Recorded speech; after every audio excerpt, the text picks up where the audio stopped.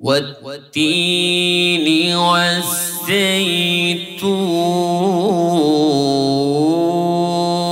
والزيتون وطور سينين وهذا البلد الأمين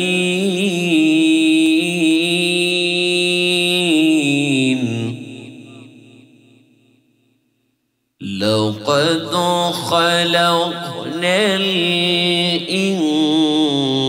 الإنسان في أحسن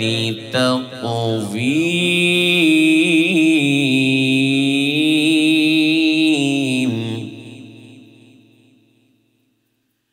لقد خلقنا الإنسان في أحسن تقويم ثم رددناه أسفل سافلين ثم رددناه أسفل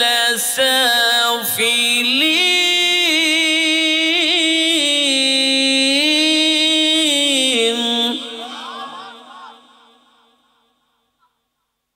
الله أكبر بسم الله الرحمن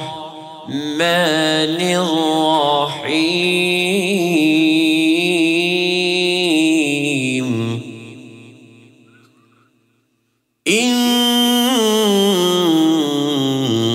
الله وملائكته يصلون على النبي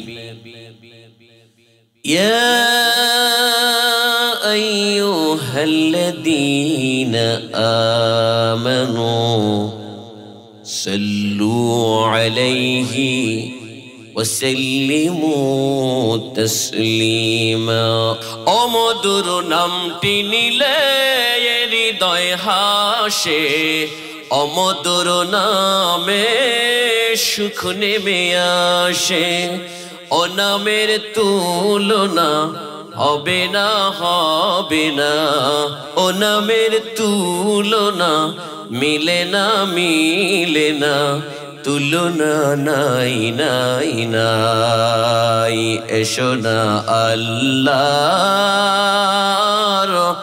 নামে গান গাই এসো না মন প্রাণ জুড়াই এসো না মন প্রাণ জুড়াই আল্লাহু আকবার বলো আল্লাহু আকবার আল্লাহু আকবার বলো জোরে জোরে আল্লাহু আকবার বলো সুন্দর আল্লাহু আকবার বলো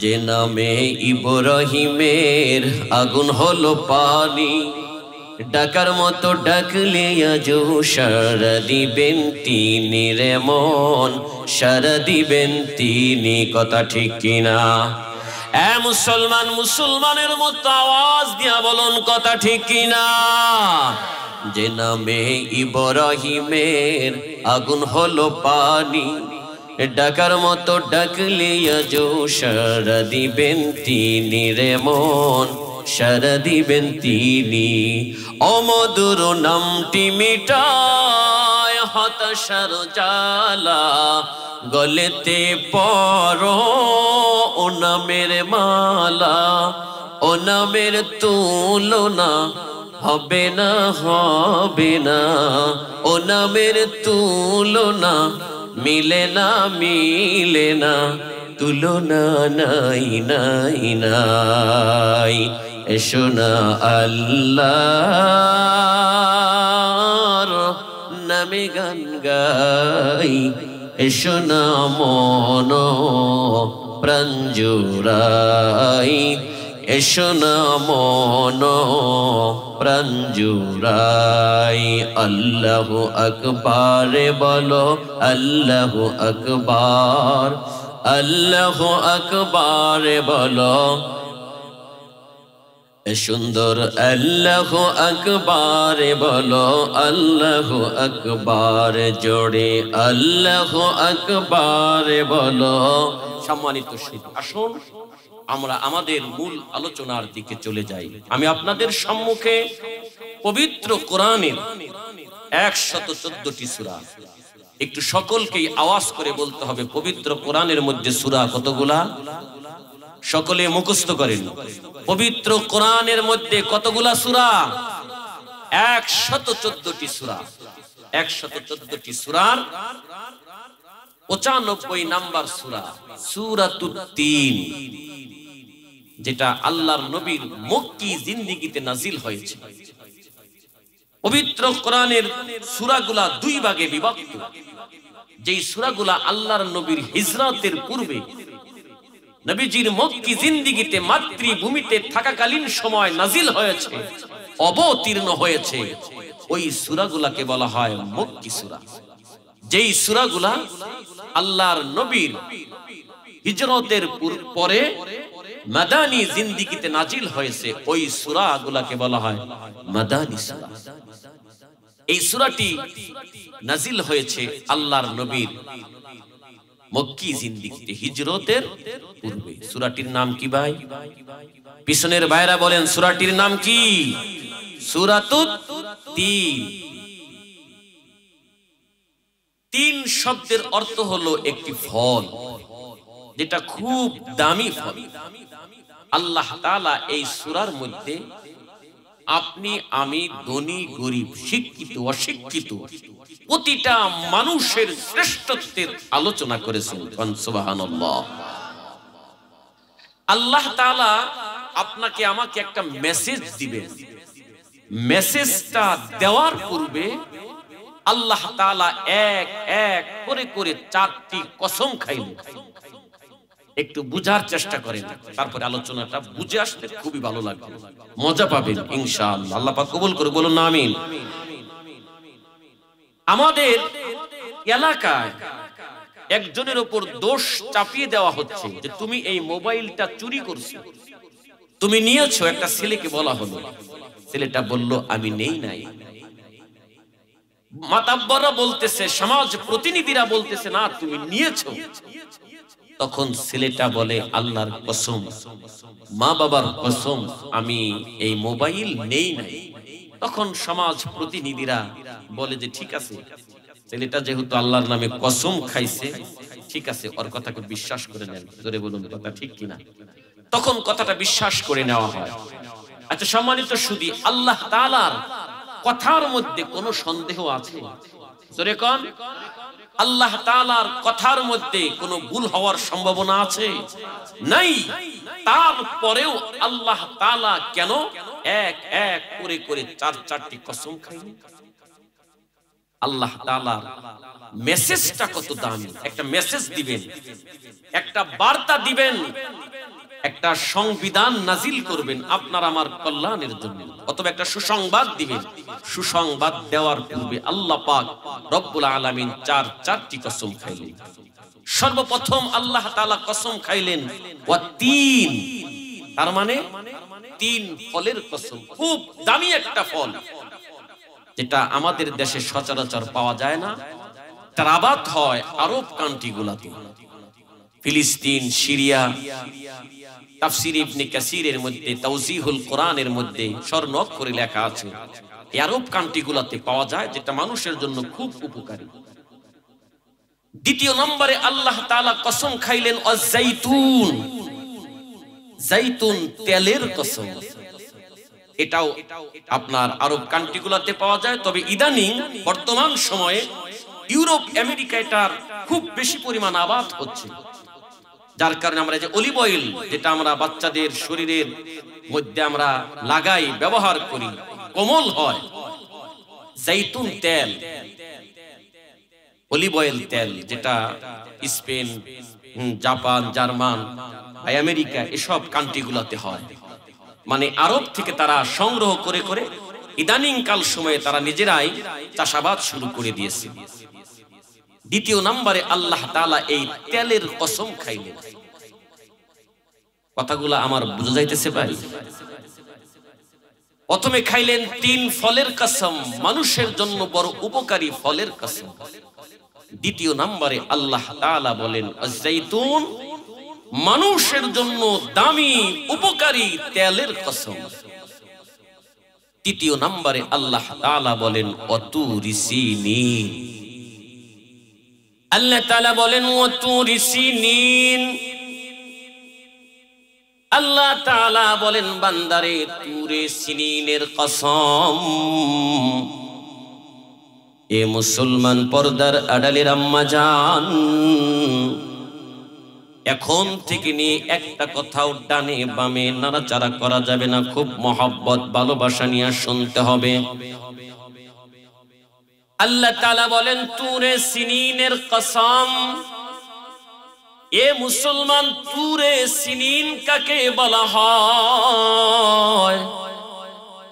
বলে যেই পাহাড়ের উপর দাঁড়িয়ে দাঁড়িয়ে হযরতে মুসা আলাইহিস সালাম আল্লাহ তাআলার সাথে সরাসরি কথোপকথন করেছেন। যেই পাহাড়ের উপর দাঁড়িয়ে দাঁড়িয়ে হযরতে মুসা আলাইহিস সালাম আল্লাহকে ডেকে বলেন আল্লাহ,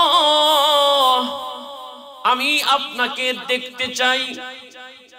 আল্লাহ পাক রব্বুল আলামিন বলেন মুসা রে, দুনিয়ার কোন চক্ষু আমি আল্লাহকে দেখতে পারে না, দুনিয়ার কোন চামড়া চক্ষু আমি আল্লাহকে দেখা সম্ভব হবে না।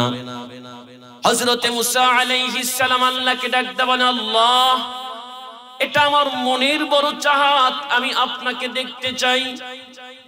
আল্লাহ তাআলা হযরতে মুসা আলাইহিস সালামকে ডেকে বলেন মুসা রে, ওই পাহাড়ের পদদেশের দিকে তুমি তাকাও। হযরতে মুসা আলাইহিস সালাম পাহাড়ের দিকে তাকাইলেন। আল্লাহ তাআলার নূরের তাজাল্লি দেখাইলেন। এ মুসলমান, আল্লাহ তাআলার একটু নূরের তাজাল্লি দেখানোর সাথে সাথে হযরতে মুসা আলাইহিস সালাম জমিনের মধ্যে বেহুশ হয়ে পড়ে গেলেন। আমার মুসলমান ভাইরা, তার মানে দুনিয়ার জমিনে হাজারো হাজারো পাহাড় পর্বত আছে, আল্লাহ তাআলা অন্য কোন পাহাড়ের কসম খায় নাই। যেই পাহাড়ের কসম আল্লাহ তাআলা খেয়েছেন, এই তুরে সিনিন। এ দুনিয়ার মুসলমান পর্দার আড়ালের আম্মা জান, আল্লাহ তাআলা যেই পাহাড়ের উপর আল্লাহ তাআলার নূরের তাজাল্লি দেখাইলেন, ওই পাহাড়ের কসম খেয়ে বলেন আমার মুসলমান ভাইরা, চতুর্থ নম্বরে আল্লাহ তাআলা কসম খায় লাকাদ খলাকনাল ইনসা ওয়া হাদাল বালাদিল আমিন, নিরাপদ এই শহরের কসম। এ মুসলমান, হযরতে ইব্রাহিম আলাইহিস সালাম আল্লাহ তাআলার কাছে দোয়া করেছিলেন, আয় আল্লাহ, গোটা দুনিয়ার সমগ্র মাখলুকের জন্য এই শহরটাকে নিরাপদ শহর হিসাবে কবুল করে নেন। রব্বি জাল হাযা বালাদান আমিনা, গোটা দুনিয়ার সমগ্র মাখলুকের জন্য এই মক্কা নগরীকে নিরাপদ শহর হিসাবে কবুল করে নেন।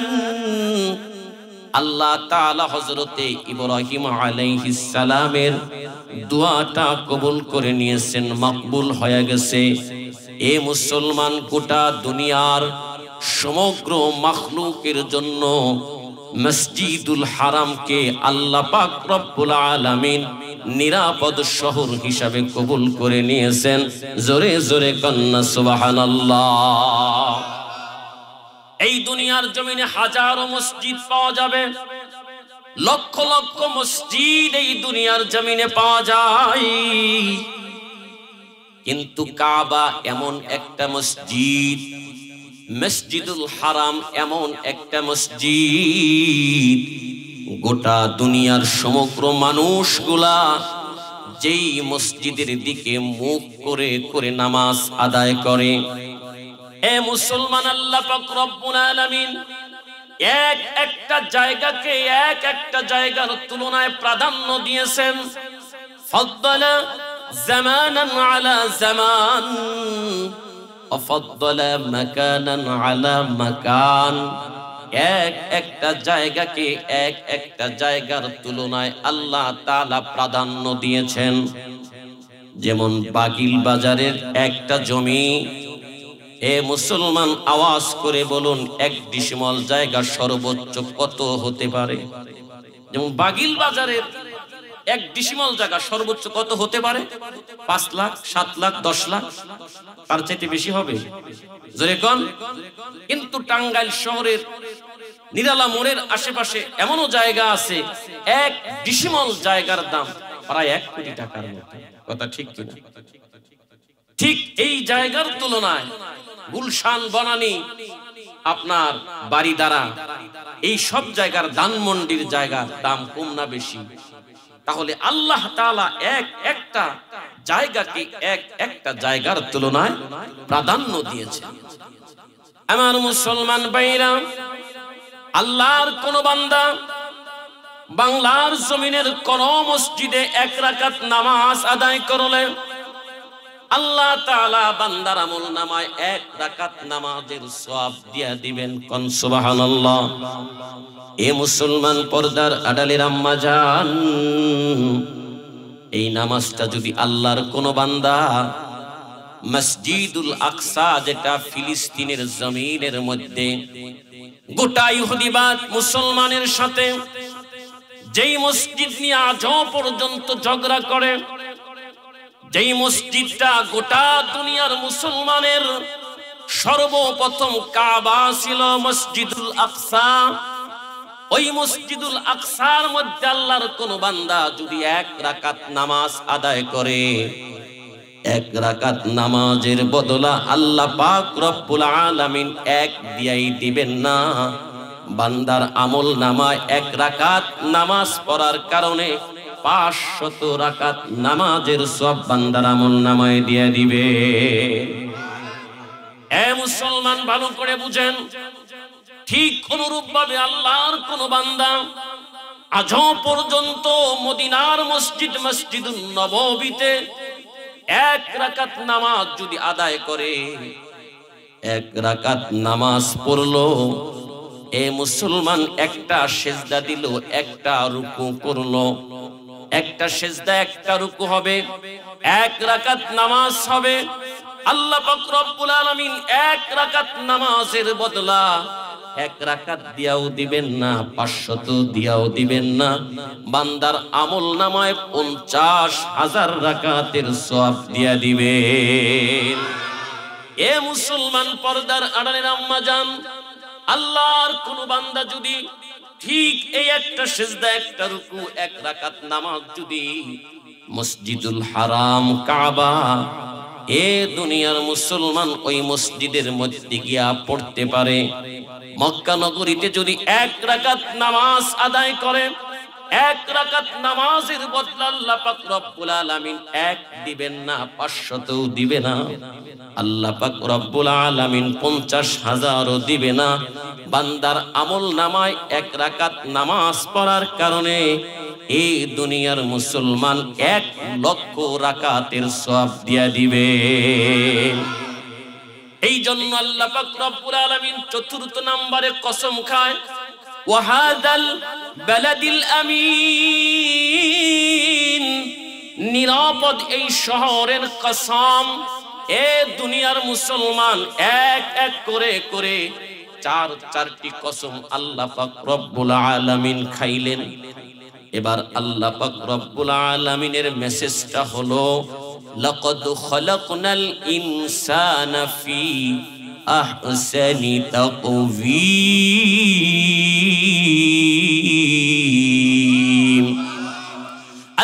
রব্বুল আলামিন বলেন, এ দুনিয়ার মুসলমান পর্দার আড়ালের আম্মা জান, আল্লাহ বলেন মানুষকে আমি আল্লাহ পাক রব্বুল আলামিন বড় আদর করে বড় উত্তম আকৃতি দেয়া বানাইলাম। কোন সুবহানাল্লাহ। আল্লাহ বলেন মুসলমান ভালো করে জানো, ভালো করে শোনো, বয়স তো অনেক হয়ে গেল, কোরআনটা দেখার মতো সুযোগ তোমার হয় না। বয়স তো দেখতে দেখতে তোমার অনেক হয়ে গেল, কোরআনের বাগানে বসার সুযোগ তোমার হয় না। আমি আল্লাহ পাক রব্বুল আলামিন তোমাকে বড় দামি করে আমি আল্লাহ তাআলা তোমাকে বানাইছি। এ মুসলমান মানুষটা যদি অনেক ধনী হয়, ওই মানুষটাও আল্লাহ তাআলার শ্রেষ্ঠ সম্পদের নাম। পক্ষান্তরে মানুষটার টাকা নাই, পয়সা নাই, অর্থ নাই, গরিব মানুষ, রিকশা চালায়, পানের দোকানদারি করে, আল্লাহ বলেন ওই মানুষটাও আমি আল্লাহ তাআলার শ্রেষ্ঠ সম্পদের নাম। মানুষটার যদি সুন্দর চেহারা থাকে, সুন্দর আকৃতি থাকে, ওই মানুষটাও আমি আল্লাহ তাআলার শ্রেষ্ঠ এক সম্পদের নাম। পক্ষান্তরে মানুষটার চেহারা নাই, সৌন্দর্য নাই, এমনও হতে পারে দুইটা হাত নাই, এমনও হতে পারে দুইটা পা নাই। এ মুসলমান এমনও তো হতে পারে কথা পর্যন্ত বলতে পারে না। আল্লাহ পাক রব্বুল আলামিন বলেন ওই মানুষটাও আমি আল্লাহ তাআলার শ্রেষ্ঠ এক সম্পদের নাম। আওয়াজ করে করে বলুন সুবহানাল্লাহ। আল্লাহ পাক বলেন লাকাদ খালাকনাল ইনসানা ফি আহসানি তাকওয়িম। আমি আল্লাহ পাক রব্বুল আলামিন মানুষকে বড় উত্তম অবয়বের মধ্যে বানাইলাম।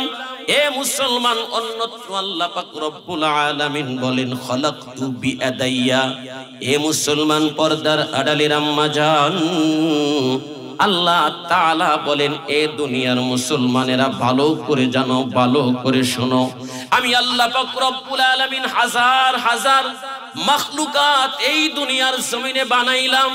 এ মুসলমান দুনিয়া থেকে যেই সূর্যটা আমরা দেখতে পাই, বিজ্ঞান গবেষণা করে করে বাহির করছে ওই সূর্যটা এই দুনিয়া থেকে কম করে হলেও 13 লক্ষ গুণ বড়। আল্লাহু আকবার। এ মুসলমান আওয়াজ করে বলুন বানাইছেন কে? আরো জোরে বলুন বানাইছেন কে? আল্লাহ বলেন ওই সূর্যটা আমি আল্লাহ তাআলা বানাইলাম কুন ফায়াকুন বলিয়া। আমি আল্লাহ তাআলার কুদরতি হাত দিয়া ধরে ধরে আদর করে আমি আল্লাহ বানাই নাই। আমি আল্লাহ তাআলা চাঁদটা বানাইলাম। এ দুনিয়ার মুসলমান আল্লাহ বলেন আমি আল্লাহ কুদরতি হাত দিয়া ধরে ধরে আদর করে বানাই নাই। আল্লাহ বলেন ও দুনিয়ার মানুষেরা দুনিয়ার দিকে তাকাও, আমি আল্লাহ তাআলা কত বড় বড় সমুদ্র বানাইলাম। সমুদ্রগুলাও আমি আল্লাহ কুন ফায়াকুন বলিয়া বানাইলাম। কুদরতি হাত দিয়া ধরে ধরে আদর করে আমি আল্লাহ বানাই নাই। পাহাড়টা আমি আল্লাহ তাআলা বানাইলাম।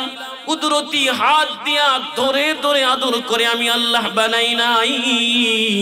আল্লাহ বলেন আসমান বানাইলাম, জমিন বানাইলাম, লৌহ কলম সব কিছু আমি আল্লাহ বানাইলাম। এ মুসলমান আল্লাহ পাক রব্বুল আলামিন বলেন কোন মাখলুক আমি আল্লাহ তাআলার কুদরতি হাত দিয়া ধরে ধরে আদর করে বানাই নাই। একটা মাত্র মাখলুক আমি আল্লাহ বড় আদর করিয়া আমি আল্লাহ আমার কুদরতি হাত দিয়া ধরে ধরে আদর করে বানাইলাম। ওই মাখলুকটার নাম হলো ইনসান। আওয়াজ করে করে বলুন সুবহানাল্লাহ। আল্লাহ বলেন বান্দা ফাহাসিবতুম আন্নামা খালাকনাকুম আবাসা। ও দুনিয়ার মুসলমান পর্দার আড়ালের আম্মা জান, আল্লাহ বলেন বান্দা তোমরা কি ধারণা করেছো এমনি এমনি আমি আল্লাহ তোমাদেরকে বানাইলাম? না বান্দা, এমনি এমনি আমি আল্লাহ তোমাদেরকে বানাই নাই। আমি আল্লাহ একটা উদ্দেশ্য নিয়ে, একটা মাকসাদ নিয়ে ও বান্দা তোমাদেরকে বানাইলাম। ওই কথাটাও আল্লাহ তাআলা পবিত্র কোরআনের মধ্যে বলে দিয়েছেন। আল্লাহ বলেন ওয়ামা খালাকুতুল জিন্না ওয়াল ইনসা ইল্লা লিয়াবুদুন।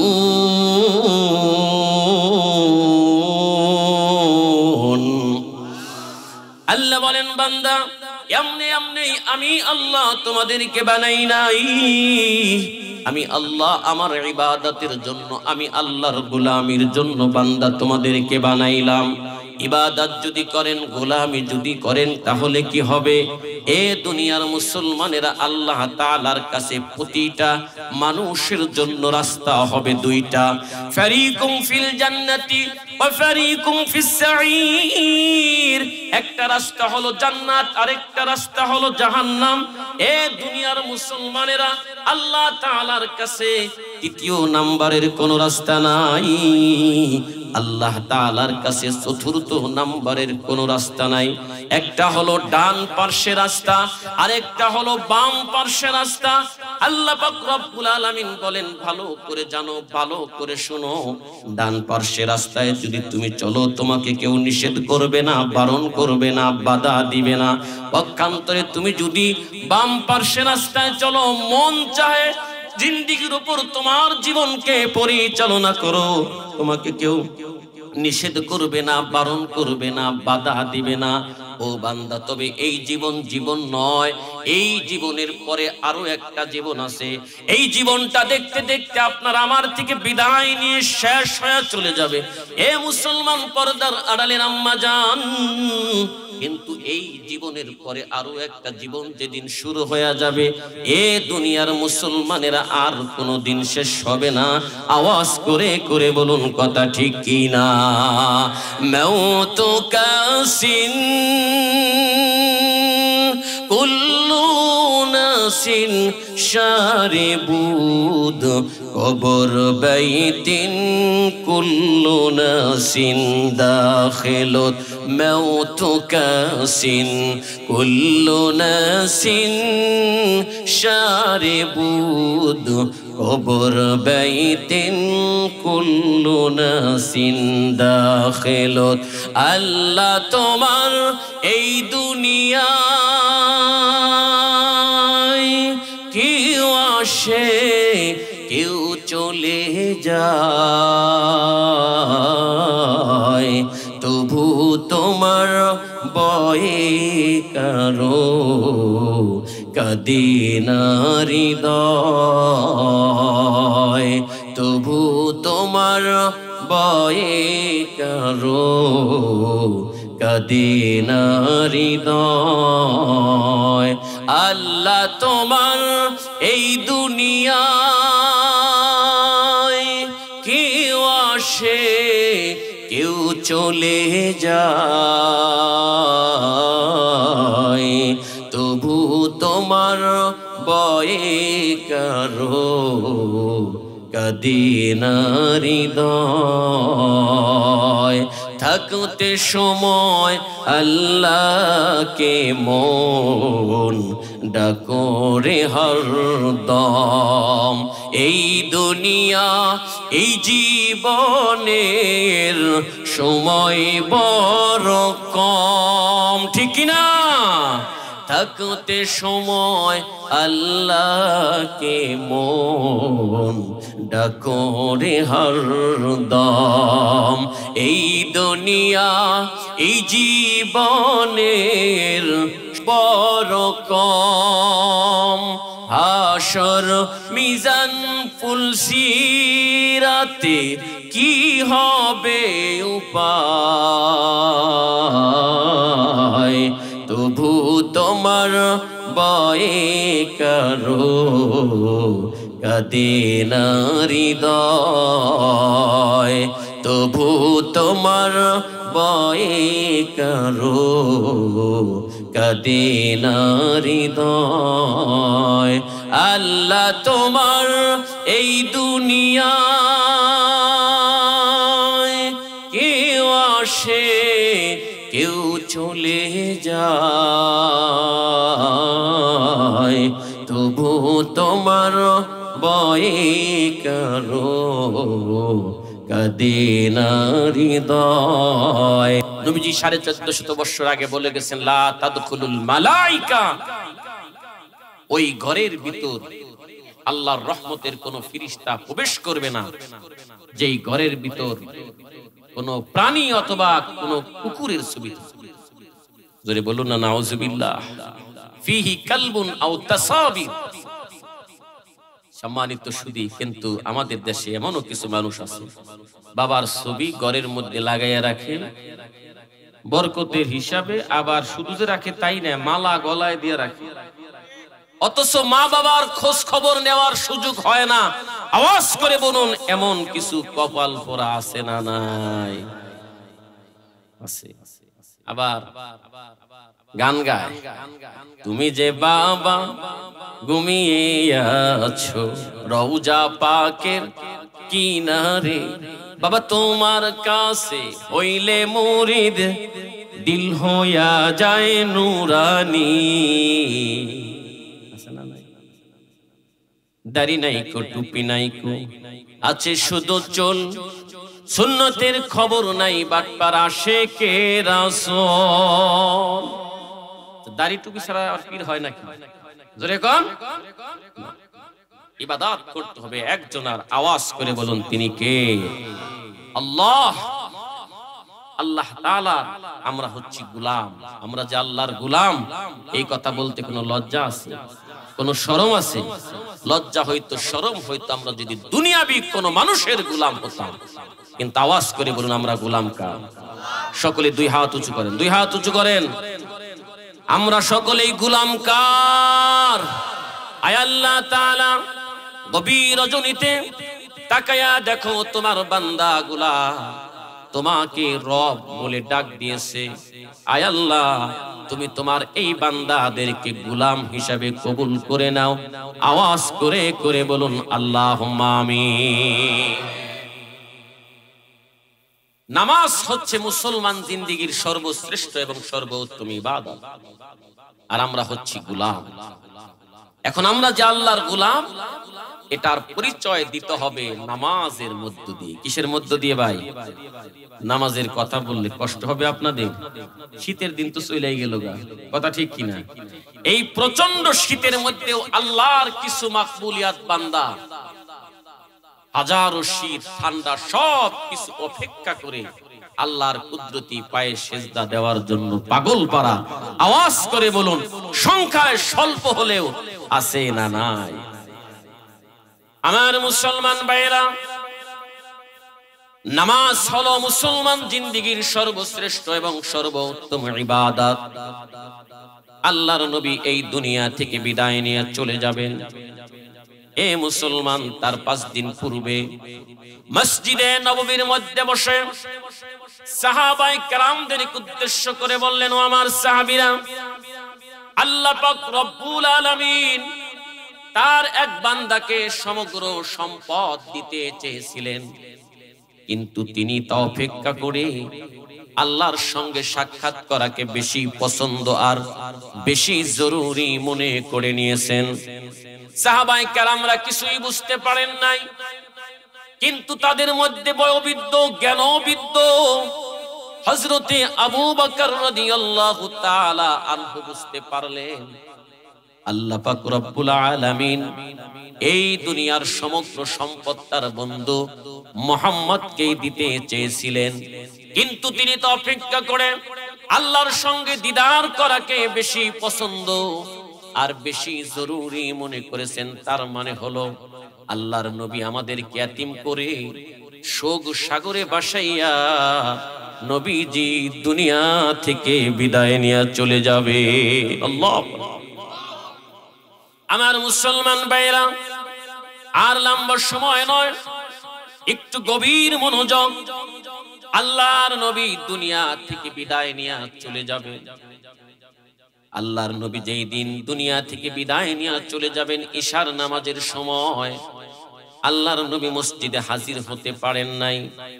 নবীজির শরীরের মধ্যে প্রচন্ড জ্বর। এই প্রচন্ড জ্বরে আল্লাহর নবী কখনো হুঁশে আসেন, আবার কখনো বেহুশ হয়ে যায়। আহারে, আল্লাহর নবী মসজিদের জন্য মনটা কাঁদতেছে। যেই মানুষগুলা নামাজি হয়, যেই মানুষগুলা এ মুসলমান আল্লাহর ডাকে সাড়া দেয়, যখন মসজিদে ডাক হয়ে যায় হাইয়া আলাস সালাহ, দুনিয়াবি হাজারো ব্যস্ততা, দুনিয়াবি বিভিন্ন পেরেশানির মধ্যে পড়ে থাকার পরেও ওই মানুষটার কিন্তু মনটা মসজিদের দিকে চলে যায়। জোরে জোরে বলুন কথা ঠিক কিনা? আল্লাহর নবীর মনটা মসজিদের জন্য কাঁদতেছেন। আল্লাহর নবী হযরত আয়েশা রাদিয়াল্লাহু তাআলা আনহাকে ডেকে বলেন, আয়েশা রে, মসজিদে নববীর মধ্যে এখন কি হয়? হযরত আয়েশা বলেন, ইয়া রাসূলুল্লাহ, সাহাবায়ে কেরামরা দীর্ঘ সময় পর্যন্ত আপনার জন্য অপেক্ষা করেছেন। আপনাকে না পাইয়া আমার বাবার ইমামতিতে নামাজ আদায় করতেছেন। সাহাবীরা দীর্ঘ সময় পর্যন্ত কান্না করেছেন। মসজিদে নববীর মধ্যে কান্নার কুঞ্জলন হয়েছে, কান্নার রোল পড়ে গেছে। এ মুসলমান সাহাবীরা আল্লাহর নবীকে নিজের সন্তান সন্ততি, স্ত্রী, পুত্র এবং কি নিজের জীবনের চাইতেও হাজার হাজার গুণে বেশি ভালোবেসেছেন। কথা বলুন ঠিক কিনা? আমার মুসলমান ভাইরা, হযরত আয়েশা বলেন, দীর্ঘ সময় পর্যন্ত কান্না করে করে আমার বাবার ইমামতিতে নামাজ আদায় করতেছে, কিন্তু তাদের সকলার মনের ধারণা আজও পর্যন্ত আপনার যায় নামাজে মুসাল্লা মুবারকের মধ্যে কেউ দাঁড়াতে সাহস করে নাই। আজকে আপনি নাই, আমার বাবার ইমামতিতে নামাজ আদায় করতেছে। সাহাবীদের বুঝতে বাকি নাই, মনে হয় আর কোনদিন আপনার পিছনে সাহাবীরা নামাজ পড়তে পারবে না। আল্লাহর নবী বলেন, আয়েশা রে, মসজিদে নববীর দরজাটা খুলে দাও, আমি একটু নামাজের দৃশ্যটা দেখতে চাই। আল্লাহর নবী শরীরটা তো দুর্বল, নিজের শক্তিতে দাঁড়াতেও পারেন না। হযরত আয়েশা রাদিয়াল্লাহু তাআলা আনহা মসজিদে নববীর দরজা খুলে দিলেন। আল্লাহর নবী হযরত আয়েশা রাদিয়াল্লাহু তাআলা আনহার শরীরের উপর ভর করে নামাজের দৃশ্যটা দেখলেন। নামাজের দৃশ্য দেখে নবীজি আবার সাথে সাথে শুয়ে পড়লেন। হযরত আয়েশা বলেন, আমি নবীজির সুন্দর চেহারা মুবারকের দিকে লক্ষ্য করে দেখি নবীজির চোখের মধ্যে পানি। আমি জিজ্ঞাসা করলাম, ইয়া রাসূলুল্লাহ, ইয়া হাবিবাল্লাহ, সাহাবায়ে কেরামরা নামাজ আদায় করতেছেন, আপনি সাহাবায়ে কেরামদের নামাজ আদায় করা দেখে আপনার চোখের মধ্যে কেন পানি? নামাজ পড়া দেখে তো আপনার চোখে পানি থাকার কথা না, আপনি তো হাসার কথা। আল্লাহর নবী বলেন, আয়েশা রে, এই যে সাহাবায়ে কেরাম কাতারবদ্ধ হয়ে কাঁধে কাঁধ মিলাইয়া সারিবদ্ধ হয়ে নামাজ আদায় করতেছে, ও আয়েশা, এই নামাজটা এত সহজেই প্রতিষ্ঠা করা সম্ভব হয় নাই। এই নামাজ প্রতিষ্ঠা করতে গিয়া আমার কত সাহাবায়ে কেরাম নিজের শরীরের তাজা রক্তগুলা ইসলামের জন্য বিলীন করে দিয়েছে। এই নামাজ প্রতিষ্ঠা করতে গিয়া আমার কত সাহাবায়ে কেরাম স্ত্রীদেরকে বিধবা বানাইছে। এই নামাজ প্রতিষ্ঠা করতে গিয়া আমার কত সাহাবায়ে কেরাম সন্তানদেরকে এতিম বানাইলো। ও আয়েশা, তুমি যখন আমার চোখের মধ্যে পানিগুলা দেখতেছো, এটা আমার দুঃখের কোনো পানি নয়, এটা হলো আমার তৃপ্তি।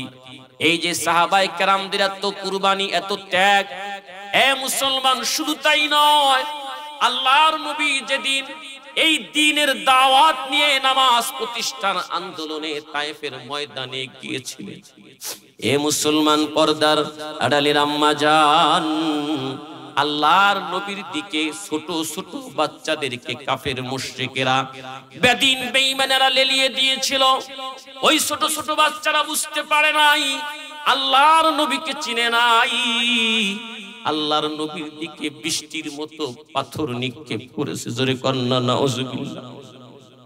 আমার মুসলমান ভাইরা, আল্লাহর নবীর শরীর মুবারক চামড়াগুলা ফেটে ফেটে রক্ত দ্বারা জমিন পর্যন্ত ভিজে গেল। আল্লাহর নবীর পা মুবারকে স্যান্ডেল মুবারক ছিল, স্যান্ডেলটা আল্লাহর নবীর পায়ের সাথে লেগে গেল। আমার মুসলমান ভাইরা, এত রক্ত সেদিন আল্লাহর নবীর শরীর মুবারক থেকে বাহির হয়ে গেছে, যেই নবীর শরীরের মধ্যে আল্লাহ পাক রব্বুল আলামিন মশাকে বসা হারাম করে দিয়েছেন, মাছি বসা হারাম করে দিয়েছেন। আমার মুসলমান ভাইরা, শুধু তাই নয়, এই দিনের জন্য এই নামাজ প্রতিষ্ঠার আন্দোলনে গিয়া আল্লাহর নবী উহুদের ময়দানে দান মুবারক শহীদ করে দিয়েছেন। এ মুসলমান পর্দার আড়ালের আম্মা জান, আল্লাহর নবী বলেন, আয়েশা রে, এটা আমার দুঃখের কোনো পানি নয়, এটা হলো আমার তৃপ্তি। এই যে সাহাবায়ে কেরামরা কত সুন্দর করে কাতারবদ্ধ হয়ে, সারিবদ্ধ হয়ে, কাঁধে কাঁধ মিলাইয়া আমার সাহাবায়ে কেরামরা নামাজ আদায় করতেছেন, আমার মন সাক্ষ্য দেয় আমি নবী এই দুনিয়ায় থাকবো না। আমার সাহাবায়ে কেরাম, আমার সাহাবীরা থাকবে না, তাবেঈন, তার পরবর্তী যুগের মানুষগুলা, তার পরবর্তী যুগের মানুষগুলাও থাকবে না, তার পরবর্তী যুগের মানুষ। তার মানে আজকে এই 2025, আজকে 2025-এর মধ্যে আমরা যারা দুনিয়ার জমিনে আছি, এ মুসলমান পর্দার আড়ালের আম্মা জান, আজ থেকে 100 বছর পরে এই দুনিয়ার জমিনে আমরা কেউ থাকবো না। আওয়াজ করে করে বলুন কথা ঠিক কি না? আজ থেকে 100 বছর পরে এই দুনিয়ার জমিনে আমরা কেউ থাকতে পারবো না। ইচ্ছায় অনিচ্ছায় এই দুনিয়া থেকে বিদায় নিয়ে চলে যেতে হবে। আমার মুসলমান ভাইরা, তার মানে তার পরবর্তী যুগের মানুষ এই রকম করে করে কিয়ামত পর্যন্ত একটা দল থাকবে, একটা জামাত থাকবে। হাজারো কষ্ট, হাজারো বেদনা, হাজারো শীত, ঠান্ডা, গরম, দুনিয়াবি ব্যস্ততা, দুনিয়ার বিভিন্ন পেরেশানি থাকার পরেও একটা জামাত মসজিদে যখন হয়ে যাবে, হাইয়া আলাস সালাহ, ও বান্দা নামাজের দিকে আসো। এ দুনিয়ার মুসলমানেরা, আপনারা যদি বলেন মুয়াজ্জিন সাহেব চিল্লান কেন? নামাজ যদি পড়ি তাহলে কি হবে? নামাজ যদি পড়ি তাহলে কি হবে? মুয়াজ্জিন সাহেব দেরি করে নাই, সঙ্গে সঙ্গে বলে দিলেন, হাইয়া আলাল ফালাহ, ও বান্দা কল্যাণের দিকে আসো, ও বান্দা সফলতার দিকে আসো।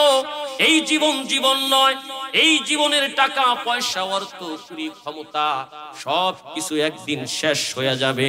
এই জীবনের পরে আরেকটা জীবন যেদিন শুরু হয়ে যাবে, ও দুনিয়ার মুসলমান, ওই জীবনকে যদি সুন্দর করতে চাও, ওই জীবনকে যদি সাজাইতে চাও, আর দুনিয়াবি ব্যস্ততার মধ্যে পড়ে থেকো না, জলদি করে মসজিদের দিকে চলে আসো।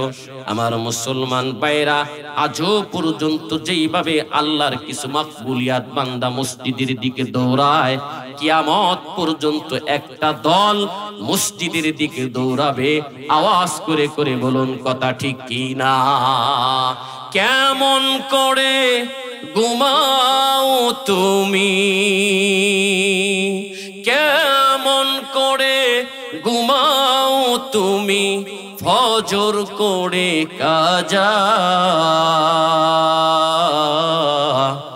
এমনও তো হতে পারে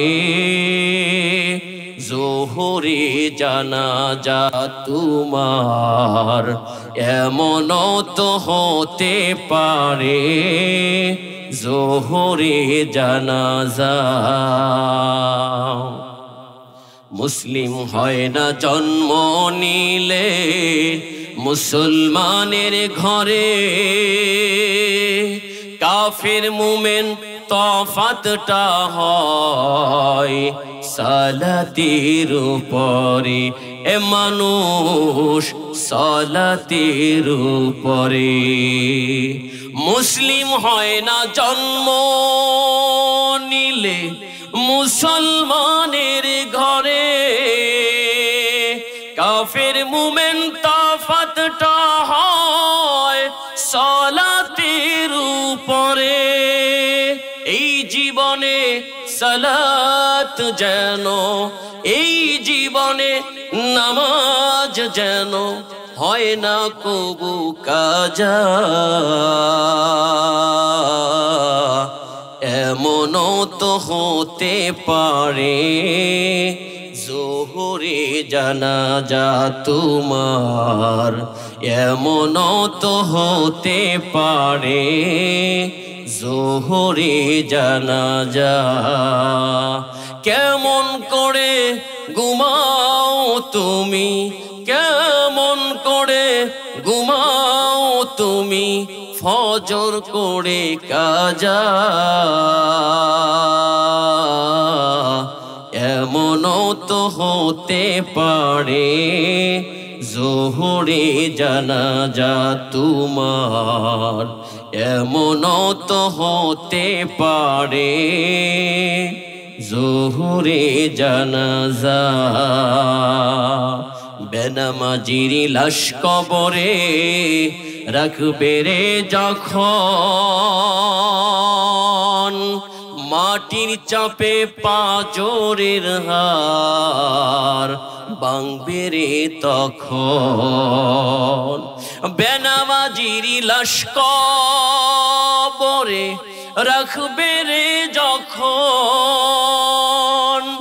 মাটির চাপে পাঁজরের হার ভাঙবে রে তখন।